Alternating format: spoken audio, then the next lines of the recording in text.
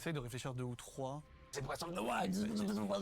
Mais Breath of the Wild, après, c'est un des jeux les plus révolutionnaires ces dernières années. Allons-y en Tu reprends soi. Breath of the Wild, tac tac. Allons-y. Alors, dans cette vidéo, Xabab et The Great Review doivent classer des GOTY qui leur sont donnés de 1 à 12. Et là, comme vous venez de le voir, ils viennent de placer Breath of the Wild en 2. Moi, j'ai un problème avec Breath of the Wild. J'ai beaucoup aimé le jeu.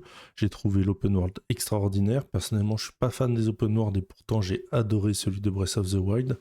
Mais pour moi, alors déjà, il ne mérite pas la place de numéro 2 dans le classement des GOTY. Mais en plus, alors j'aime pas le terme, mais je vais quand même l'employer, je trouve qu'il est pas mal surcoté sur beaucoup de points. On met toujours en avant directement son open world. Et pour moi, le reste du jeu pêche beaucoup, notamment le système d'armes qui se brise. Je déteste ce système d'armes qui se brise, je trouve ça extrêmement frustrant.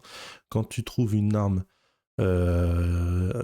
forte ou que tu aimes, t'as pas envie de la jouer, parce que si tu la joues, elle va finir par se briser, tu l'auras plus. Ensuite, gros défaut aussi, c'est ces donjons. Je trouve que pour un Zelda, les donjons sont vraiment pas ouf, voire mauvais, hein, il faut le dire. J'ai détesté la bête, le chameau, la mécanique.